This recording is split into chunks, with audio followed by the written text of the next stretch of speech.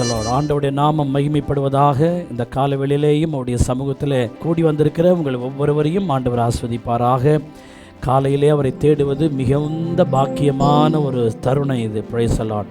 நீங்கள் ஆண்டவருடைய சமூகத்தில் கூடி வந்திருக்கிறது எனக்கு மிகுந்த மகிழ்ச்சி. நம்ம எல்லாரும் இப்பொழுது கர்த்தரை நோக்கி பார்க்கிற ஒரு தருணத்துக்குள் வந்திருக்கிறோம். எங்களை நேசிக்கிற நல்ல பிதாவே, இந்த நல்ல வேளைக்காக நன்றி. இந்த நாளிலே ஆண்டவரே சோத்தரிக்கிறோம். பாடுகிற பாடல்கள், கர்த்தருடைய வார்த்தை, ஜபங்கள் எல்லாவற்றையும் நீர் ஆசீர்வதித்து ஆண்டவரே இந்த நாள் எங்களுக்கு, இந்த சபை பிள்ளைகளுக்கு பிரயோஜனமான நாளாய் மாற்றும். இன்றைக்கு எங்களோடு பேசும். நீர் பேசுகிற வார்த்தைகள் எங்களை ஆசீர்வதிக்கட்டும், உமக்குள்ளே தட்டி எழுப்பட்டும். உம்முடைய பிள்ளைகள் இந்த வார்த்தைகளை கருத்தாய் கேட்க உதவி செய்யும். இயேசுவின் நாமத்தில் ஜெபிக்கிறோம் ஜீவனுள்ள நல்ல பிதாவே. ஆமென், ஆமென். Praise the Lord. பிரியமானவர்களே, 2008 ஆண்டிலே தன்னை மறைத்து கொண்டிருக்கிற தேவன் என்கிற தலைப்பிலே கர்த்தருடைய வார்த்தைகளை பகிர்ந்து கொண்டேன். அந்த வார்த்தைகளை இன்றைக்கு உங்களுடைய ஆசீர்வாதத்திற்கென்று மறுபடியும் ஒளிபரப்பு செய்ய இருக்கிறோம். கேளுங்கள், ஆசீர்வாதத்தை பெற்றுக்கொள்ளுங்கள். கர்த்தர் உங்களை ஆசீர்வதிப்பாராக. ஆமென்.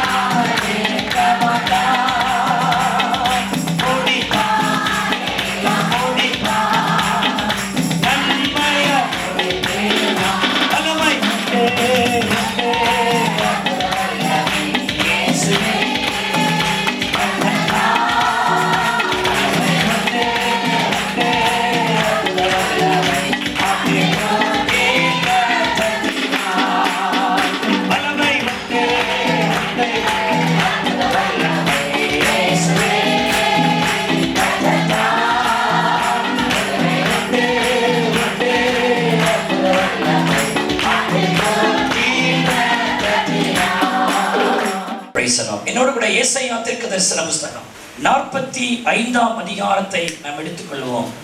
அதிலிருந்து உங்களுக்கு சில வார்த்தைகளை நான் வேகமாய் சொல்லி இந்த கூட்டத்தை நான் முடித்துவிடும்படியாய் விரும்புகிறேன். ஸ்தோத்திரிக்கிறோம். ஏசாயா 45ஆம் அதிகாரம் 15வது வசனத்தை உங்களுக்காக நான் வாசிக்கிறேன். இஸ்ரவேலின் தேவனும் இரட்சகருமாகிய நீர் மெய்யாகவே உம்மை மறைத்து கொண்டிருக்கிற தேவனாய் இருக்கிறீர்.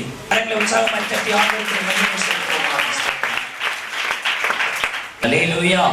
சரி, இப்போ ஏசாயா 45ஆம் அதிகாரத்துக்கு வருவோம். நான் வாசிக்கிறேன். இஸ்ரவேலின் தேவனும் இரட்சகருமாகிய நீர் மெய்யாகவே உம்மை மறைத்து கொண்டிருக்கிற தேவனாய் இருக்கிறீர். செய்தியின் தலைப்பு தன்னை மறைத்து கொண்டிருக்கிற தேவன். இதாங்க செய்தியின் தலைப்பு. ஏசாயா நாம் ஆராதிக்கிற இயேசு கிறிஸ்துவை குறித்த ஒரு வெளிப்பாடோடு சொல்லுகிறார். அவர் என்ன சொல்லுகிறார்? மெய்யாகவே நீர் உம்மை மறைத்து கொண்டிருக்கிற தேவனாய் இருக்கிறீர். எல்லாரும் சொல்லுங்கள், மெய்யாகவே நம்முடைய ஆண்டவராகிய இயேசு கிறிஸ்து தன்னை மறைத்து கொண்டிருக்கிற தேவனாய் இருக்கிறார். கரங்களை தட்டி கர்த்தரை நாம் ஸ்தோத்திரிப்போமாக. நீங்க ஏசாயா என்கிற தீர்க்கதரிசி நீங்க பார்த்தீங்கன்னா ரொம்ப பெரிய தீர்க்கதரிசி. ஏசாயாவினுடைய புஸ்தகம் 66 புஸ்தகம், 66 அதிகாரம். நம்முடைய முழு வேதாகமும் 66 புஸ்தகத்தை கொண்டது. வேத வல்லுநர்கள் சொல்லுகிறார்கள் ஏசாயாவின் புஸ்தகத்தை புக் இன் புக், புத்தகங்களுக்குள் ஒரு புத்தகம் என்று சொல்லுகிறார்கள். வேதாகமத்துக்குள் ஒரு வேதாகமம் என்று ஏசாயா தீர்க்கதரிசனத்தை சொல்லுகிறார்கள். ஒரு பெரிய தீர்க்கதரிசி, எல்லாம் அவருக்கு வெளிப்படுத்தப்பட்டது. ஒரு பெரிய ஒரு தீர்க்கதரிசியாய் ஆண்டவர் பயன்படுத்தினார். இந்த தீர்க்கதரிசி ஆண்டவர் எப்படிப்பட்டவர் என்பதை பல காலகட்டங்களில் ஆண்டவர் ஏசாயாவுக்கு வெளிப்படுத்தினார். ஏசாயா 6ஆம் அதிகாரம் 1ஆம் வசனத்துல ஆண்டவர் உயரமும் உன்னதமான சிங்காசனத்தில் வீற்றிருக்க கண்டேன் என்று முதல் முறையாய் ஏசாயா சொன்னார். ஆண்டவரை நான் கண்டேன் அப்படின்னு சொன்னார். அதற்கு பிறகு உள்ள அதிகாரங்களில் கர்த்தர் யார், அவர் எப்படிப்பட்டவர், அவர் என்ன குணநலம் உடையவர், அவருடைய சுபாவம் என்ன, அவர் எப்படி நடந்து கொள்வார் என்கிற பல காரியங்களை அவர் சொல்லுகிறார். புரிந்து கொள்வதற்காக ஒரு சில காரியத்தை சொல்லுகிறேன். ஏசாயா 30:15 பாருங்கள். இஸ்ரவேலின் பரிசுத்தராகிய கர்த்தர். ஏசாயா ஆண்டவரை அவர் பரிசுத்தராகிய கர்த்தர்னு சொல்லி பார்க்கிறார். நாம் ஆராதிக்கிற இயேசு கிறிஸ்து யார்? அவர் பரிசுத்தராகிய கர்த்தர். இந்த உலகத்தில் எவ்வளவோ தேவர்கள் இருந்தாலும் நம்முடைய தேவன் ஒருவரே பரிசுத்த தேவனாய் இருக்கிறார். கைதட்டி கர்த்தரை ஸ்தோத்திரிப்போமாக. மற்றதெல்லாம் ஒருவேளை தேவனாய் இருக்கலாம், ஆனால் நம்முடையவர் பரிசுத்த தேவன் என்பது முக்கியமான காரியம். அல்லேலூயா. உலகத்தில் இருக்கிற தேவர்களுக்கு 2 கொண்டாட்டி உண்டு. சாராய படையல்கள் உண்டு, சுருட்டு படையல்கள் உண்டு, சாப்பாட்டு படையல். சாப்பாட்டுல படைப்பாங்க. ஏன்னு கேட்டா நமக்கு தெரியாம வந்து அவர் சாப்பிட்டு போவாராம் சொல்றாங்க. அப்போ இந்த தெய்வங்கள் எல்லாம் பரிசுத்தத்திற்கு ஓரம் கூட வராது. பரிசுத்தம் என்றால் என்னன்னு தெரியாது. ஆனால் நான் ஆராதிக்கிற இயேசு கிறிஸ்து யார்? பாவத்தை பார்க்க மாட்டாத சுத்த கண்ணராய் இருக்கிறது மாத்திரமல்ல, அவரிடத்தில் வருகிறவர்களையும் அவர் பரிசுத்தப்படுத்துகிற கர்த்தர். கைதட்டி நாம் கர்த்தரை ஸ்தோத்திரிப்போமாக. இந்த வெளிப்பாடு எல்லாருக்கும் இருக்கணும். நான் ஆராதிக்கிறவர் பரிசுத்தர். அல்லேலூயா. ஏசாயா 54:10 அவர் சொல்கிறார், அவர் நம்மேல் மனதுருகுகிற கர்த்தர். அவர் ஏசாயா சொல்கிறார், நாம் ஆராதிக்கிறவரை நான் கண்டிருக்கிறேன். அவர் எப்படிப்பட்டவர் தெரியுமா? மனதுருகுகிற கர்த்தர். கொஞ்சம் கவனிக்கணும். மனதுருகுகிறார் என்ற வார்த்தை புதிய ஏற்பாட்டில் ஏராளமான வார்த்தை இருக்குது. மனதுருகினார், அந்த குருடனை பார்த்து மனதுருகினார். அது நேச்சுரலா அவருக்கு தெரியுது, விஷுவல்ல தெரியுது. அவர் கஷ்டப்படுறது, அழுறது பார்த்து ஒரு மனதுருகு. ஆனா ஏசாயா இருந்த காலங்களிலே ஆண்டவர் பிரத்யட்சமான நிலையில் இல்லை. அவர் வார்த்தையா ஆவியா இருந்தார். அந்த காலத்திலே அவர் சொன்னாரு, நாம் ஆராதிக்கிறவர் மனதுருகுகிற கர்த்தர். கைதட்டி கர்த்தரை ஸ்தோத்திரிப்போமாக. யாரெல்லாம் அவரை சேவித்து அவரை ஆராதித்து வராங்களோ அவங்களுக்கெல்லாம் அவர் மனதுருக்கத்தின் தேவனாய் இருக்கிறார். உன்னுடைய தகப்பனோ உன் புருஷனோ உன் மனைவியோ உன் மேல மனதுருகிறாங்களோ இல்லையோ, நான் பிரசங்கிக்கிற இயேசு உண்மையில் மனதுருகுகிற கர்த்தராய். அல்லேலூயா. ஏசாயா 56:8 ஏசாயா சொல்லுகிறார், இஸ்ரவேலிலே தள்ளுண்டவர்களை சேர்க்கிற கர்த்தர். அவர் கண்டுபிடிச்சார் ஆண்டவரை. இதெல்லாம் வெளிப்பாடு. நான் சொல்றதுனா it is a revelation word. வெளிப்பாடின் வார்த்தையை எடுத்து பேசுறேன். அவர் ஆண்டவரை அளந்து அறிந்து கொண்ட வார்த்தையை சொல்றேன். தள்ளுண்டவர்களை சேர்க்கிற கர்த்தர். கொஞ்சம் கவனிக்கணும். படிக்கிற காலத்துல வாத்தியார் நம்மள பல காலகட்டத்தில் சில சொல்லியிருக்கலாம், இது உருப்படாது, இது மாடு மேய்க்க தான் போவோம், போ வெளியே போ அப்படின்னு. சில நேரங்களில் ஊர் உலகத்துல வசதி குறைவா இருக்கிறதுனால முக்கியமான விஷயத்தை நம்மளை சேர்த்துக்க மாட்டாங்க. போடா போடான்னு சொல்லி தெரிஞ்சிருவாங்க. சில நேரத்தில் கம்பெனியில தொழிற்சாலைகளில நம்மை கண்டு இவனுக்கு வேலை தெரியாதவன், வேலை செய்யாதவன், இவன் அன்பிட், இவன் உதவாக்கரை அப்படின்னு வெளியே தெரிஞ்சிருவாங்க. குடும்பத்தில் உறவினர்களுக்கு முன்பதாக நான் கொஞ்சம் மிடுக்கா இல்லைன்னா இவன் வேஸ்ட் அப்படின்னு சொல்லிடுவாங்க.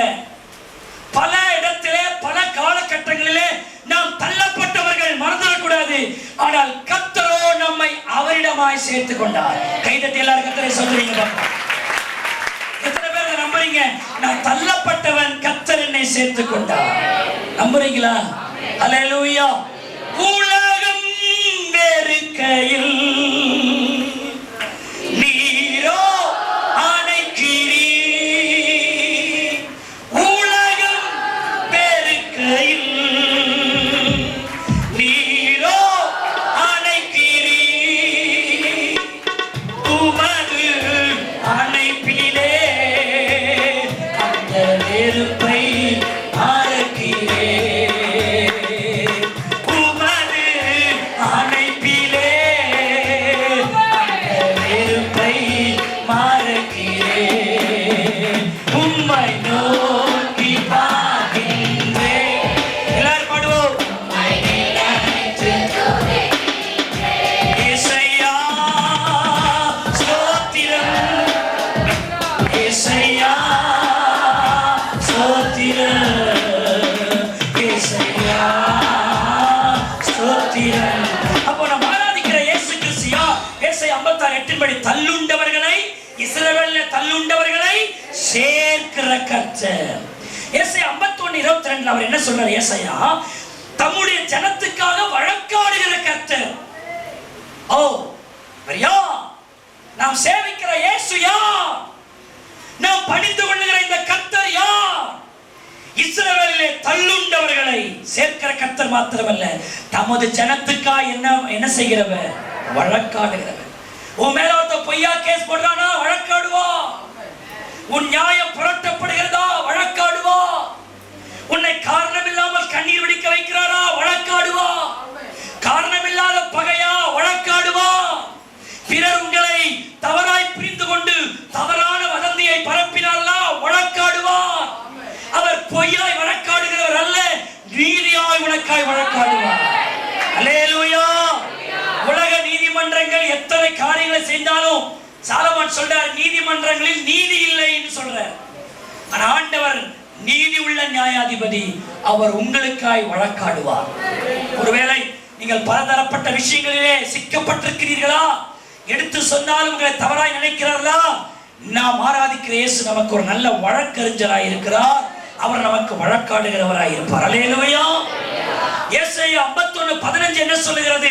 சமுத்திரத்தை குலுக்குகிற கர்த்தர்னு சொல்றாரு. என்ன ரெவலேஷன், எத்தனை ரிவீல் பாத்தீங்களா? கொஞ்சம் கூட யோசிக்க முடியாது. ஏசாயா எப்படித்தான் அந்த வெளிப்பாடுகள் கண்டாருன்னு தெரியல. நான் சேவிக்கிற கர்த்தர் சமுத்திரத்தை குலுக்குகிறவர் நான் பார்த்தேன். ஆமா, அவர் குலுக்குறார் சொல்றாரு ஏசாயா. எவ்வளவு பெரிய வெளிப்பாடு பாருங்க. சமுத்திரத்தை குலுக்குகிற, ஷேக் பண்ணுகிற ஒரு ஆண்டவர். இன்னைக்கு நான் இந்த வரி தீர்க்கதரிசனமா சொல்றேன். உன் புருஷனுக்காக நீங்க பல வருஷமா ஜெபிச்சிருக்கலாம். உங்க மனைவி ரட்சிப்புக்காக பல வருஷமா ஜெபிச்சிருக்கலாம்.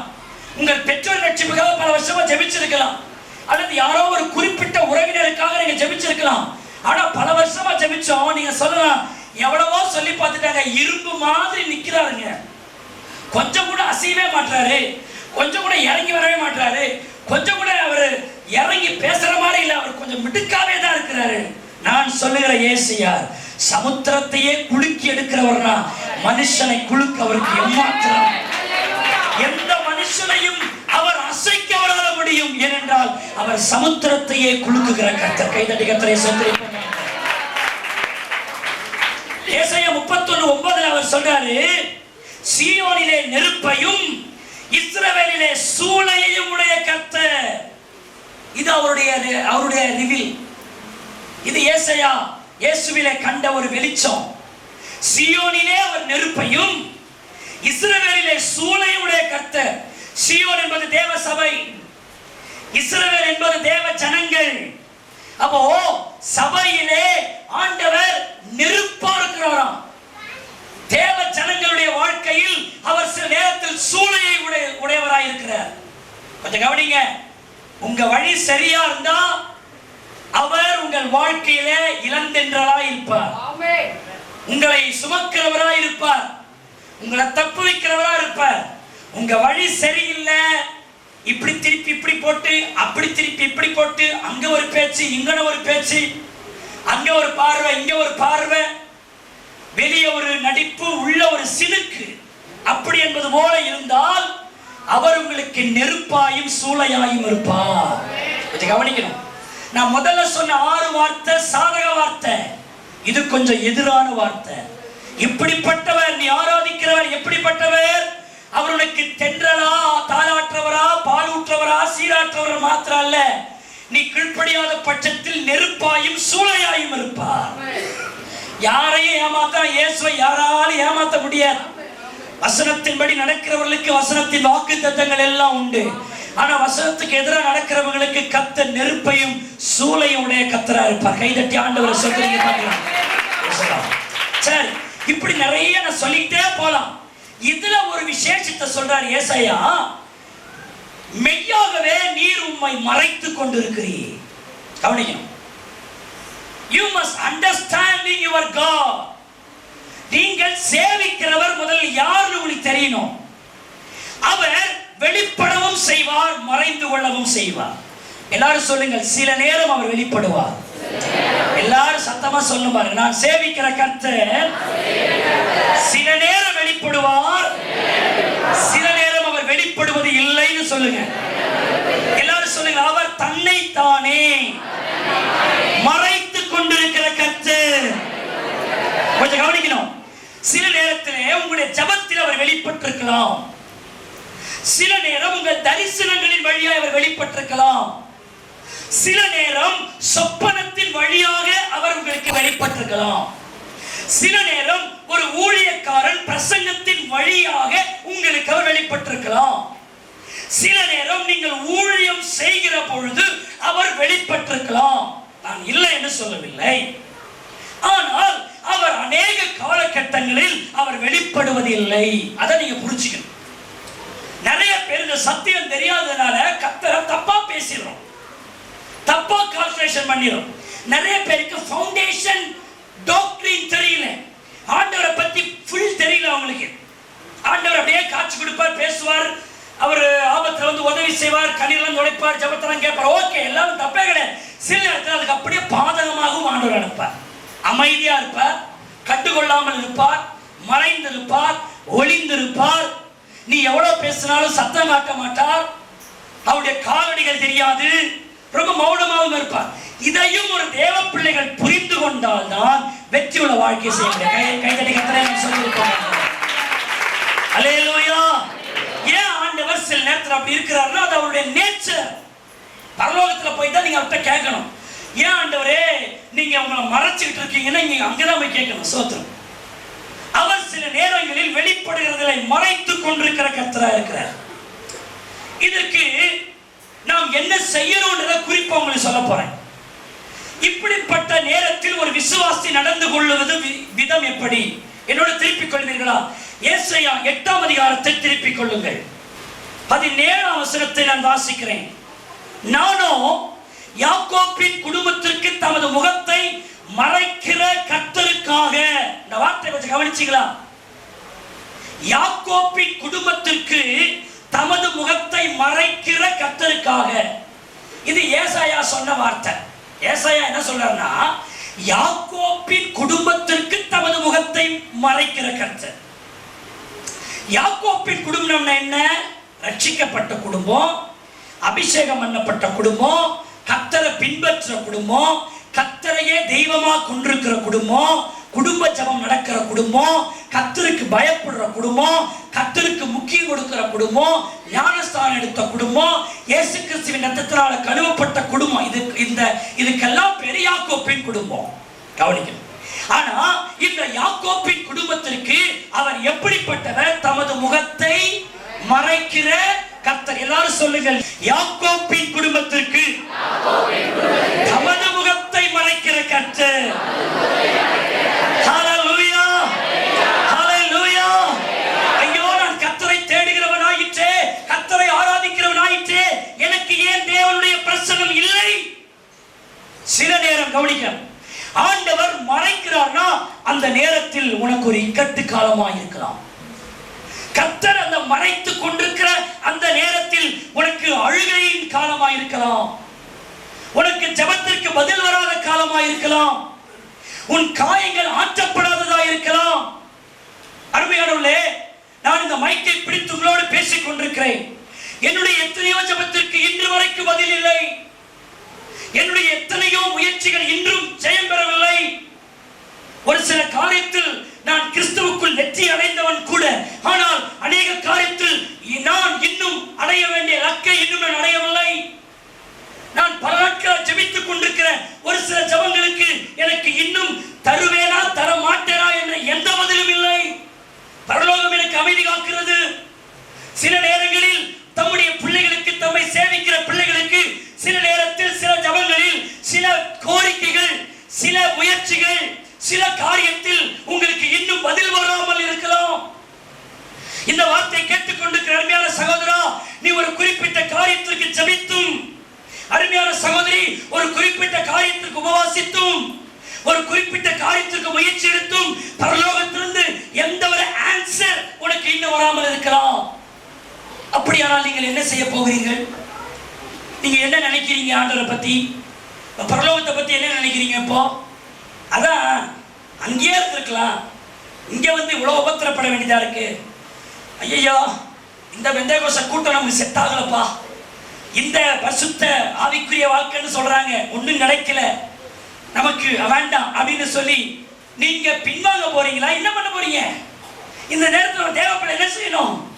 ஏசாயா சூப்பரா சொல்றாரு, தமது முகத்தை மறைத்திருக்கிறார், ஆனால் நான் காத்திருக்கிறேன். எல்லாரும் கை தட்டி கர்த்தரை சொல்லுங்க. எல்லாரும் கை தட்டி ஆண்டவரை சொல்லுங்க. எல்லாரும் என்னோட சொல்லுங்கள், என்னுடைய அநேக காரியத்தில் எல்லாரும் சொல்லுங்கள், கர்த்தர் மறைந்திருந்தாலும் நான் அவருக்காய் காத்திருப்பேன். எல்லாரும் சொல்லுங்கள், அவர் என் ஜெபங்களுக்கு, என் ஆராதனைகளுக்கு, என் ஊழியத்திற்கு, என் உபவாசத்திற்கு அவர் மறைந்திருந்தாலும் நான் சோர்ந்து போகாமல் அவருக்காய் எதிர்பார்த்து காத்திருப்பேன். கைதட்டி கத்துறீங்க. ஹல்லேலூயா. இயேசுவை தப்பு கணக்கு போடாதே. அவர் மறைத்திருக்கிறாரா? நாளைக்கு செய்வார் என்று காத்திருக்கிறேன். அவர் 2 மாசம் மறைந்திருக்கிறாரா? அடுத்த மாதம் செய்வார் என்று காத்திருக்கிறேன். அதை தவிர்த்து நான் என் ஆண்டவரை குற்றம் சாட்ட மாட்டேன், கம்ப்ளைண்ட் பண்ண மாட்டேன், குறை சொல்ல மாட்டேன், ஐயோ என் ஜெபத்துக்கு பதில் கொடுக்கலையேன்னு அவரை பத்தி தப்பா பேச மாட்டேன். அவர் எவ்வளவு காலம் மறைஞ்சிருந்தாலும் அவருக்காக காத்திருப்பேன். ஏன்னா அவர் எனக்கு எப்பவும் தேவை. கைதட்டி கர்த்தரை சொல்லுங்க. சார், ஒரு ஆளுக்காக நீங்க காத்திருக்கிறீங்க, அந்த ஆள் வரல, சில நேரத்தை பேசுவேன், அவன் வந்தா வராட்டினா போற நம்ம போகணும் போயிடுவோம். அவன் மனுஷன். ஆனா நம்ம இயேசு அப்படி உதறிட்டு போயிட முடியாது. ஏன்னா அவர்தான் அல்பா, அவர்தான் ஒமேகா, அவர் சர்வ வல்லமை உள்ளவர், அவர் எல்லா காரியத்திலும் நிலைநாட்டுகிறவர், இன்றைய வரைக்கும் என்னை காப்பாற்றி நடத்துகிறவர் அவரே, எனக்கு ஆகாரம் கொடுக்கிறவர் அவரே, என்னை ரட்சித்தவர் அவரே, என்னை அபிஷேகம் பண்ணவர் அவரே, என்னை விசுவாசியா மாற்றுறது அவரே, என்னை பாவத்திலிருந்து என்னை தூக்கி எடுத்தது அவரே. ஆகவே அவர் எப்ப வராரோ அது வரைக்கும் நான் அவருக்காய் காத்திருப்பேன். ஹல்லேலூயா. ஏனென்றால் அவர் என்னை அழைத்தவர், அவர் என்னை பேரிட்டவர், அவர் எனக்காய் ரத்தம் சிந்தினவர், அவர் எனக்காய் மரித்தவர், அவருக்காய் நான் காத்திருப்பேன். ஹல்லேலூயா. ஹல்லேலூயா. கண்டுன்னை அழைத்த தேவன் கைவிடுவாரோ? கண்டுன்னை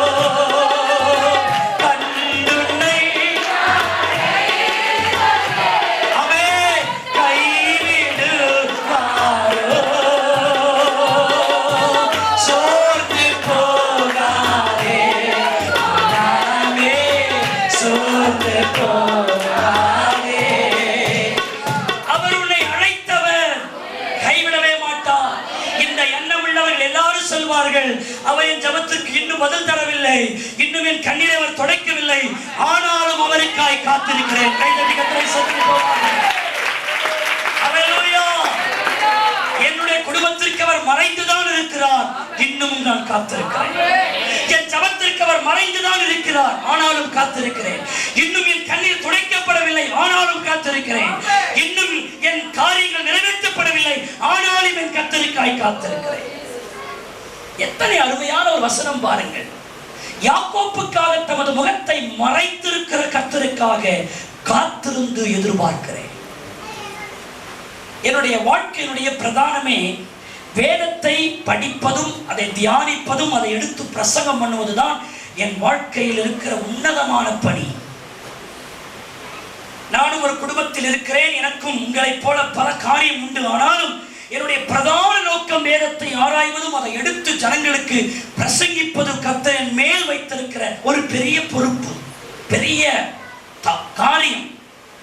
அது இருந்தாதான் எனக்கு சந்தோஷம், இது இல்லைன்னா எனக்கு சந்தோஷம் இல்லை என்னை பொறுத்த மட்டும். அப்போ நான் சில நேரங்களில் வேதத்தை வாசிப்பேன். வேதத்தை வாசிக்கிற பொழுது வசனங்கள் கோர்வையா வந்தாதான் என்னால் பிரசங்கம் பண்ண முடியும். எங்களுடைய ஊழியக்காரருடைய சில காரியத்தை எங்களோடு பகிர்ந்து கொள்கிறேன். வசனங்கள் படிக்கிற பொழுது ஒரு வசனத்தில் இதை கொண்டு தேவ செய்தி கொடுக்க வேண்டும் என்று எடுக்கிற பொழுது அந்த செய்திக்கு கோர்வையின் சில வசனங்கள் ஆங்காங்கே இருக்கும். அந்த வசனங்களை நாங்கள் கோர்த்து சொல்லுகிற போதுதான் அங்கே நாங்களும் பிரயோஜனப்படுவோம், நீங்களும் பிரயோஜனம் அடைவீர்கள். அது ஒரு பிரசங்கமாக இருக்கும். அது தேவன் அவ்வார்த்தையினால் உங்களை தொடுவார். சில நேரங்களில் அப்படி நாங்கள் பிரசங்கம் பண்ணுவதற்காக வார்த்தைகளை நாங்கள் தேடுகிற பொழுது வசனத்தை தேடுவோம், கோர்க்க முயற்சிப்போம். எங்களால் கோர்க்க முடியாது, செட் ஆகாத வசனம். அந்த வசனங்களை எங்களால் கோர்க்க முடியாது, வெளிச்சம் தெரியாது, வார்த்தையை விளக்கப்படுத்த முடியாது, தடுமாறுவோம், சஞ்சலப்படுவோம். எத்தனையோ முறை என் அறையில் நான் அழுதது உண்டு, கண்ணீர் வடித்தது உண்டு. உண்மையை சொல்லுகிறேன், நான் அதிகம் அழுதது, பயங்கரமா எழுந்தது, வசனத்தின் வெளிச்சம் எனக்கு கிடைக்கவில்லையே என்று நான் அழுதது உண்டு. சில நேரங்கள் அநேக காலகட்டத்தில் நான் விடியற் காலம் வரைக்கும், ஞாயிற்றுக்கிழமை விடியற் காலம் வரை வசனத்தை தேடி பார்த்திருப்பேன், கோர்க்க முயற்சிப்பேன், கோர்வையான வசனங்களை தேடி பார்த்திருப்பேன். அப்படியே வசனங்கள் கேட்டால் என்னால் கோர்க்க முடியாது, அதை இணைத்து என்னால் சொல்ல அப்படி வார்த்தையும் வராது, குழம்புவேன், தடுமாறுவேன். ஆண்டவரே, இன்னைக்கு நான் தோல்விதானா? என்னை கைவிட்டு விட்டீரா? உமது முகத்தை ஏன் எனக்கு மறைத்திருக்கிறீர்? எந்த வார்த்தையும் எனக்கு வெளிப்படவில்லையே? உங்களுடைய பிரசன்னம் எனக்கு எட்டாததா இருக்கிறதே, நீர் ஏன் எனக்கு தூரமா இருக்கிறீர்? எனக்கு ஒன்றுமே விளங்கவில்லையே. இன்னைக்கு நான் தோல்வி அடைந்து வந்தாரா? நான் இப்போது சபையில வெட்கப்பட வேண்டியதா? நான் சபையில தலைகுடிய வேண்டியதானா என்று நான் அப்படியே ஒரு தோல்வி அடைந்தவனை போல ஆற்றல ஏறுவேன். உங்களுக்கு தெரியாது, எனக்கும் கர்த்தருக்கும் தான் அது தெரியும். அப்படி ஏறுகிற பொழுது அருமையான தேவனுடைய பிள்ளையே, உள்ளத்துல ஒரு ஓரத்துல ஒரு காரியம் இருக்கும். தமது முகத்தை மறைத்திருக்கிற கர்த்தர் எனக்கு உதவி செய்வார் என்று உள்ளத்தில் காத்திருப்பேன். என் ஆண்டவருக்கு ஒரு நிமிடம் போதும் எனக்கு விளங்க வைப்பதற்கு, ஆண்டவருக்கு ஒரு நிமிடம் போதும் எனக்கு வெளிச்சம் கொடுப்பதற்கு. ஒரு முறையா 2 முறையா என் பிரசங்கங்களில் பல முறை எனக்கு தேடியும் கிடைக்காமல் வந்து பெருமையா ஏதோ ஒரு குறிப்புகளை கொண்டு வந்து நிற்பேன். ஆண்டவர் சொல்வார், நீ என்னடா கோக்குற, இப்ப நான் கோக்குறேன் பாடுறான்னு சொல்லி அந்த நேரத்தில் வசனத்தை குடித்து கோத்து எத்தனையோ முறை என்னை அவர் மகிழப்பட்டு இருக்கிறார். நான் சொல்லுகிறேன், ஒருவேளை உங்களுடைய வாழ்க்கையிலே நீங்கள் பலதரப்பட்ட விஷயத்திலே நீங்கள் செய்ய முடிந்ததை, நீங்கள் ஜெபித்து செய்ய இருந்த காரியங்களை தேவன் மறைந்திருந்ததை போல செயல்பட்டாலும் நீங்கள் தொடர்ந்து காத்திருக்கிற போது இயேசுவுக்கு கடைசி வினாடி போதும் அவர் தமது பாசக்கரத்தை கொண்டு உங்களை தூக்கி நிறுத்துவார். விசுவாசிக்கிறவர்கள் கரங்களை தட்டி கர்த்தரை ஸ்தோத்திரியுங்கள். அருமையான தேவனுடைய பிள்ளையே, நான் இங்க இருக்கிற ஒவ்வொருவருக்கு சொல்லுகிறேன், நீங்கள் யாரா இருக்கலாம், என் ஆண்டவர் ஒரு நாள் மிஸ்ஸா பேசுறாதீங்க. எல்லாருடைய வாய் சொல்லணும், அவர் மறைந்திருக்கிறார், ஆனாலும் அவருக்காய் காத்திருக்கிறேன். எனக்கு இன்னும் சரியான பதில் இல்லை, ஆனாலும் நான் காத்திருக்கிறேன். காரணம், நான் சேவிக்கிறவர் இன்னார் என்று நான் அறிவேன். ஹல்லேலூயா. ஹல்லேலூயா, ஹல்லேலூயா. அருமையான தேவனுடைய பிள்ளையே, வேதனையில் இருக்கிற, கஷ்டத்தில் இருக்கிற, ஐயோ எனக்கு ஒண்ணுமே தெரியல, குழப்பத்தில் இருக்கிறீங்களா? ஒரே ஒரு நம்பிக்கையின் செய்தி. நீங்க சொல்லுங்க, தமது முகத்தை மறைத்து தான் கொண்டிருக்கிறேன், ஆனாலும் நான் உமக்கு காத்துக்கொண்டே இருக்கிறேன். ஹல்லேலூயா. அடுத்ததாக ஏசாயாவின் தீர்க்கதரிசன புஸ்தகம் 50ஆம் அதிகாரம். ஏசாயா தீர்க்கதரிசன புஸ்தகம் 50:10. எல்லாரும் எடுத்துக்கிட்டீங்களா? ஏசாயா 50:10. உங்களில் எவன் கர்த்தருக்கு பயந்து அவருடைய தாசனின் சொல்லை கேட்டு தனக்கு வெளிச்சமில்லாததினாலே இருட்டிலே நடக்கிறானோ அவன் கர்த்தருடைய நாமத்தை நம்பி தேவனை சார்ந்து கொள்ள கடவன். கொஞ்சம் கவனிக்கணும். எனக்கு இந்த வசனம் ஆரம்பத்தில் புரியல, கொஞ்சம் கவனிங்க. உங்களில் எவன் கர்த்தருக்கு பயந்து அவருடைய சொல்லை கேட்டு, ரெண்டு வார்த்தை. முதல்ல அவருக்கு பயந்து, அதற்கப்புறம் அவருடைய தாசரின் சொல்லை கேட்டு. முதல்ல ஒரு விசுவாசி தேவனுக்கு பயப்படணும், ரெண்டாவது ஊழியக்காரருடைய சொல்லை என்ன செய்யணும்? கேட்கணும். இவங்க தான் பெர்ஃபெக்ட்டான பிலீவர். கொஞ்சம் எல்லாரும் கவனிக்கணும். கர்த்தருக்கு பயப்படுறேன், ஆனா ஊழியக்காரனுடைய சொல்ல கேட்கறதுனா விசுவாசி கிடையாது. எல்லாரும் கொஞ்சம் கவனிக்கணும். சார் என்ன நினைக்கிறான்னா, நாங்க டைரக்ட் கான்டாக்ட் வச்சிருக்கிறோம், அவங்க எந்த ஊழியக்காரனும் எங்களுக்கு அவசியம் இல்லைன்னா நீ சரியில்லாத ஆவி இல்லாதவன். ஒரு ஊழியக்காரனுடைய சொல்ல கேளாம அவனை மதிக்காம நீ நடந்தா, நீ எவ்வளவு பெரிய இவனா இருந்தாலும் நீ தேவ பார்வையில் முறிக்கப்படுகிறவன் என்பதை மறந்துடக்கூடாது. நான் ஊழியக்காரன் என்றாலும் நான் இன்னொரு ஊழியக்காரனுடைய சொல்லை கேட்கக்கூடிய விதத்தில் என் மனதை நான் பக்குவப்படுத்திருக்கிறேன். ஆகவேதான் நாங்கள் ஒரு ஐக்கியத்தில் இருக்கிறோம். அப்போ ஒரு விசுவாசி தெரிந்து கொள்ள வேண்டும், முதல்ல நீங்க கடவுளுக்கு பயப்படணும், இரண்டாவது உங்களுக்கு என்று கர்த்தர் கொடுத்திருக்கிற ஊழியக்காரனுடைய சொல்ல என்ன செய்யணும்? கேட்கணும். மிதமிஞ்சினர்களா இருக்க விட. ஹல்லேலூயா. இது ஒரு பூரண விசுவாசியின் அடையாளம். நான் நிறைய பேரை பார்த்திருக்கேன், நல்ல ஜெபம் பண்ணுவாங்க, நல்ல காரியம் பண்ணுவாங்க, ஊழியக்காரனுடைய வார்த்தைக்கு மீற மாட்டாங்க, அதுக்கும் பயப்படுவாங்க. ஆனா ஒரு சிலரை நான் பார்த்திருக்கிறேன், கர்த்தருக்கு பயப்படுவேன்னு சொல்லுவாங்க, ஆலயத்துக்கு வருவாங்க, அப்படி இப்படின்னு சாடுவாங்க, ஆனா ஊழியக்காரர்களுக்கு கீழ்ப்படிய மாட்டாங்க, அவங்க சொல்ல கேட்க மாட்டாங்க. அது ரொம்ப தவறானதுங்க.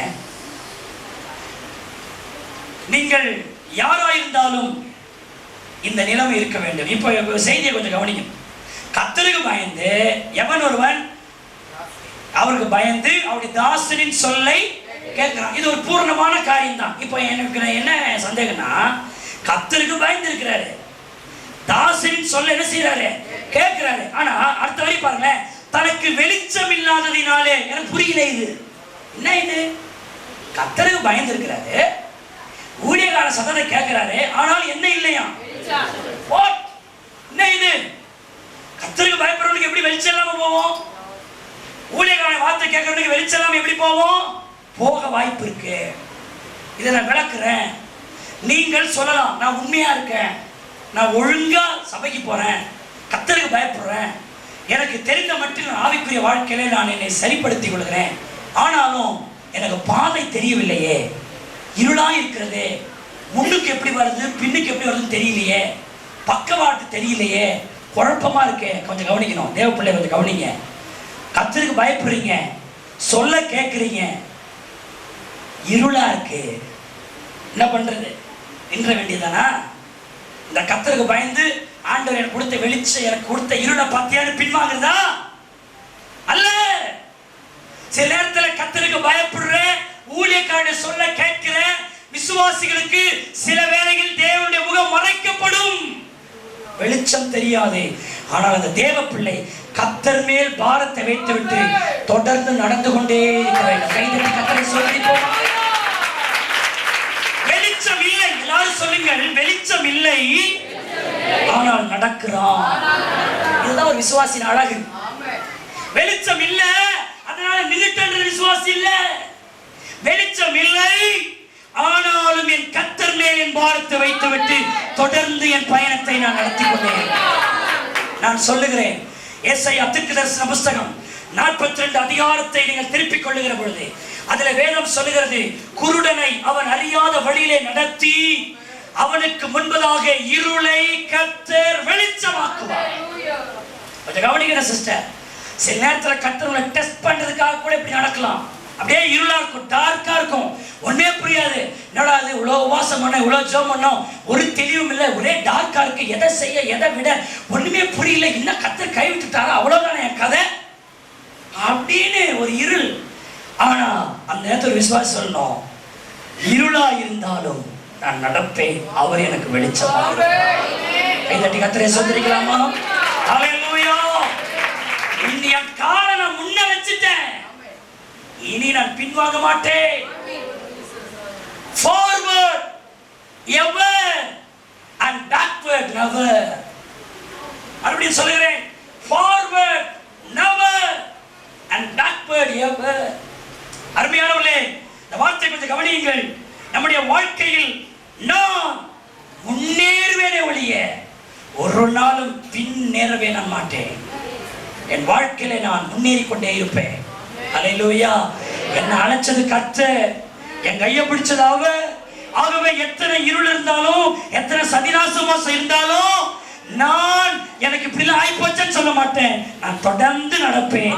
அவர் என் பாதையில் வெளிச்சம் தருவார். சுவாசியே கவனிங்க, எந்த நேரமும் உங்களுக்கு வெளிச்சமே இருக்காது. இன்னொரு பாருங்க, சங்கீத புத்தகம் 77 சங்கீதத்தை திருப்பிக்குங்க. 19. உமது வழி கடலிலும் உமது பாதை திரண்ட தண்ணீர்களிலும் இருந்தது. அடுத்த வரிசை, உமது காலடிகள் தெரியப்படாமல். பாத்தீங்களா? அண்டர்லைன் பண்ணுங்க. உமது காலடிகள் தெரியப்படாமல் போயிற்று. சில நேரம் பாதை தெரியுமா, சில நேரம் பாதை தெரியாது. கவனிக்கணும். ஆவிக்குரிய வாழ்க்கை நடக்க இதெல்லாம் தெரிஞ்சுக்கணும். குழந்தைகளாவே இருக்கக்கூடாது. சில நேரத்தில் ஆண்டவருடைய காலடி உனக்கு முன்னாடி தெரியும், சில நேரம் தேவனுடைய காலடி உனக்கு என்ன செய்யாது, தெரியாது. ஆனா அது நின்று விடு என்பதன் அர்த்தம் அல்ல. நீ தேவனுடைய அந்த நம்பிக்கையில நீ போயிட்டே இருக்கணும். கர்த்தர் தொடர்ந்து அந்த காலடியை தெரியப்படுத்துவார். அல்லேலூயா. அந்த வசனத்துல 2 வார்த்தை இருக்கு. இருந்தது, காணப்படவில்லை. இருந்ததுன்னு ஒரு வார்த்தை இருக்கு பாருங்க, காணப்படாமல் போயிட்டு. அப்ப சில நேரங்களிலே ஆண்டவர் நம்மை அப்படி நடத்துவார். நீங்க பழக்கப்படணும். ஆண்டவர் உங்களை கைவிட்டுட்டார் என்பது அர்த்தம் அல்ல. ஆண்டவர் உங்களை மறந்து விட்டார் என்பது அர்த்தம் அல்ல. ஆண்டவர் உங்களை விட்டு விட்டார் என்பது அர்த்தம் அல்ல. அருமையான தேவனுடைய பிள்ளையே, நம்முடைய வாழ்க்கையில் எந்த சூழ்நிலை வந்தாலும் முன்ன வச்ச காலை நான் பின்ன வைக்கவே மாட்டேன். ஹல்லேலூயா, ஹல்லேலூயா, ஹல்லேலூயா. அவர் தம்மை வெளிப்படுத்துகிறவர். ஒரு முறை சோதரம் மரியாள் மார்த்தாவுடைய வீட்டில் பார்க்கிறோம். ஆண்டவர் மறைந்து விட்டார். ஆளை விட்டு அனுப்பி என்ன செய்யறாங்க, வரல. கண்ணீர் தான். சில நேரங்களில் தாங்க முடியாதது. தேவ பிரசனம் மறைக்கப்படும் போது தாங்க முடியாது. எதை வேணாலும் தாங்கிடலாம். தேவன் மறைந்து விட்டால் தாங்க முடியாது. அல்ல, சிலுவையில தேவனே ஏன் என்னை கைவிட்டீர் என்று சொல்லப்பட்டது. ஆனாலும் மறைந்து கொண்டிருந்தா வரல. சில நேரங்கள் நம்முடைய வாழ்க்கையில சொல்ல வார்த்தை இருக்காது, ஆனா அழ துக்கம் தான் இருக்கும். உடைய குடும்பத்துல நான் என் பிரச்சனை சொல்லக்கூட எனக்கு வார்த்தை தெரியல, அழத்தான் வருது எனக்கு, நீ சொல்லலாம். ஆனா அப்பேற்பட்ட சூழ்நிலையிலும் ஒவ்வொரு அடிச்சுவடைய நம்பிக்கையோடு வை, விசுவாசத்தோடு கூட எடுத்து வை. தம்மை மறைக்கிற கர்த்தர் உனக்கு வெளிப்படுவார். அவர் மறைந்து கொண்டே இருக்க மாட்டார், ஒரு நாள் வெளிப்படுவார். அல்லேலூயா. கெத்செமனே தோட்டத்துல பாருங்க, அவரை யாரை தேடுகிறீர்கள் கேட்டாரு. ஒரு கூட்டமே அப்படியே பின்னிட்டு என்ன செய்தது, விழுந்தது. உடனே அடுத்தது அவர் தமது வல்லமையை மறைத்துக் கொண்டார். 2வது நேரம் யாரை தேடுகிறேன், யாருமே கீழே என்ன செய்யல, விழல. முதல் வார்த்தைக்கு கீழே விழுந்தாங்க, 2வது வார்த்தைக்கு கீழே யாரும் விழல. காரணம், 2வது வார்த்தைக்கு தன்னை என்ன செய்து கொண்டார், மறைத்துக் கொண்டார். ஒரு பெரிய வல்லமையை தனக்குள்ள அவர் மறைத்துக் கொண்டார். ஆண்டவர் சில நேரங்களில் அப்படித்தான் காணப்படுவார். பிறப்பில் அவர் தன்னை மறைத்துக் கொண்டார். அருமையானவர்களே, 30 வயது வரைக்கும் பெற்றோர்களுக்குள்ளே தன்னை மறைத்துக் கொண்டிருந்தார். ஆசரிப்பு கூடாரத்திலே ஒரு சிறைச்சிறைக்கு பின்பாக தம்முடைய வல்லமை அவர் மறைத்து வைத்திருந்தார். அருமையான தேவனுடைய பிள்ளையே, அவர் எல்லாவற்றையும் மறைத்து சிலுவையிலே அதை நமக்கு வெளியரங்கமான கோலமாய் மாறினார். சிலுவையிலே தமது ரத்தத்தை சிந்தி தமது வல்லமையை வெளிப்படுத்தி காண்பித்தார். ஹல்லேலூயா. நான் ஏற்கனவே இந்த உதாரணத்தை சொல்லியிருக்கிறேன், கடைசியாக சொல்லி முடிக்கிறேன். ஒரு முறை ஒரு இந்து பிராமணர் நடந்த சம்பவம். ஒரு இந்து பிராமணர் தன்னுடைய வீட்டிலே பூஜை அறையிலே பூஜை செய்து கொண்டிருந்தார். அவருடைய குலதெய்வம் கிருஷ்ணர் என்பது. அவர் அந்த கிருஷ்ணர் தெய்வத்தினுடைய நாமத்தை சொல்லி அதற்கு தீபார்த்தனங்களை காட்டி காரியங்களை செய்து அவைகள் தோன்ற வேண்டும் என்பது போல அவர் பண்ணிக்கொண்டே இருந்தார், யாகத்தை வளர்த்துக் கொண்டே இருந்தார்.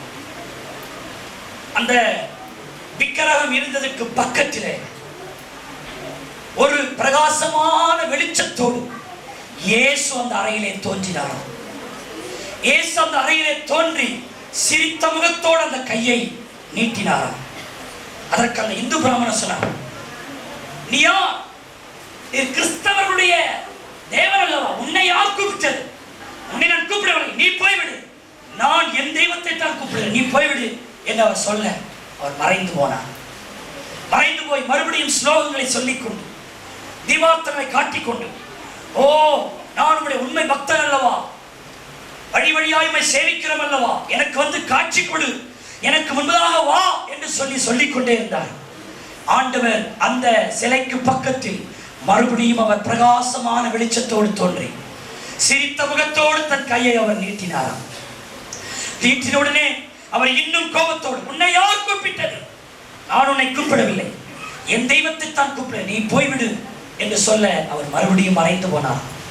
மறுபடியும் அவர் உருக்கத்தோடு பாரத்தோடு, நீ ஏன் என்னுடைய தெய்வமே நீ ஏன் வரவில்லை, நீ வா என்று சொல்லி மூன்றாவது முறையும் அவர் முயற்சித்துக் கொண்டே இருந்தார். மூன்றாவது முறையும் இயேசு சிரித்த முகத்தோடு தன்னுடைய கையை நீட்டி அவருக்கு அருகாமையிலே நீட்டினாராம். அதே கோபத்தை இன்னும் அதிகப்படுத்தி, உன்னை யார் கூப்பிட்டது? நீ போய்விடு, நான் உன்னை கூப்பிடவில்லை, என்னுடைய தெய்வமாகிய அந்த கிருஷ்ணனை தான் கூப்பிட்ட, நீ போ என்று சொல்லிவிட்டார். நான்காவது முறை அவர் அப்படியே செய்து கொண்டிருந்த பொழுது அவருடைய உள்ளத்தில் ஒரு எண்ணத்தை எழுப்பினாராம்.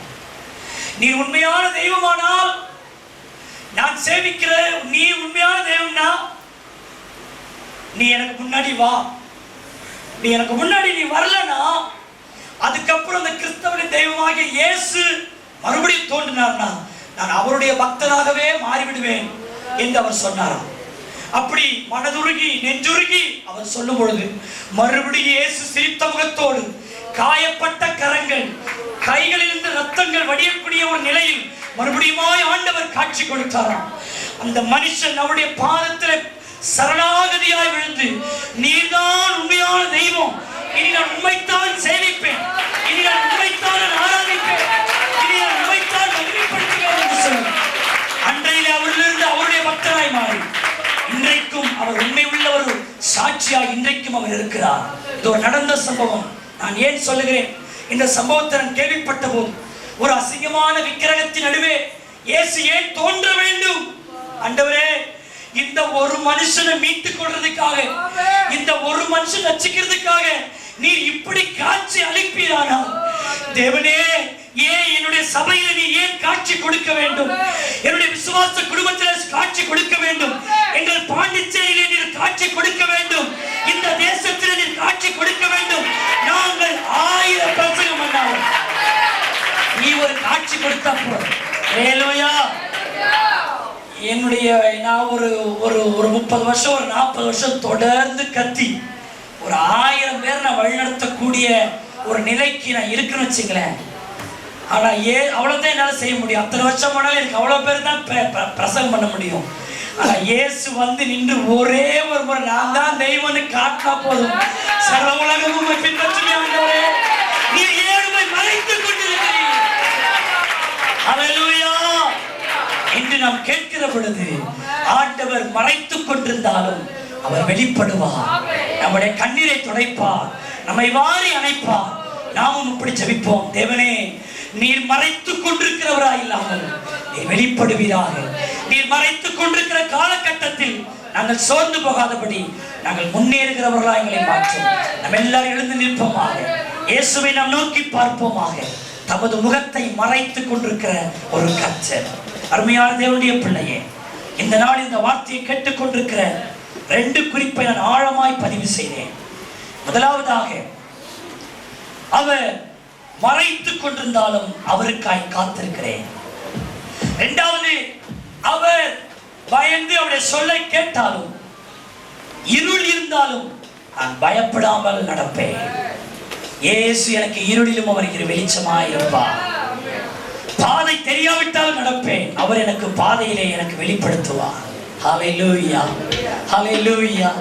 அருமையானவர்களே, நம்முடைய தேவனை தவறாய் கணக்கிடாதிருங்கள். ஆண்டவரை தவறாய் கணக்கு போடாதிருங்கள். அவர் மறைத்துக் கொண்டிருந்தாலும் உங்கள் பேரில் நினைவுள்ள கர்த்தராய் இருக்கிறார். இதன் வழியாய் நம்முடைய விசுவாசத்தை பரீட்சிக்கிற தேவனாய் இருக்கிறார். ஒன்று நிச்சயம், அவர் ஒரு நாள் நம்மை கைவிட மாட்டார். ஒரு நாள் நம்மை விட்டு விலக மாட்டார். அவர் நம் பேரிலே நினைவாய் இருக்கிற ஒரு கர்த்தர். ஹல்லேலூயா. என்ன வந்தாலும் எது நடந்தாலும் அப்பாவை ஸ்தோத்தரிப்பேன். என்ன வந்தாலும் எது நடந்தாலும் ஆமென். ஓ இயேசப்பா ஸ்தோத்திரம், இயேசப்பா ஸ்தோத்திரம், இயேசப்பா ஆமென் ஸ்தோத்திரம்.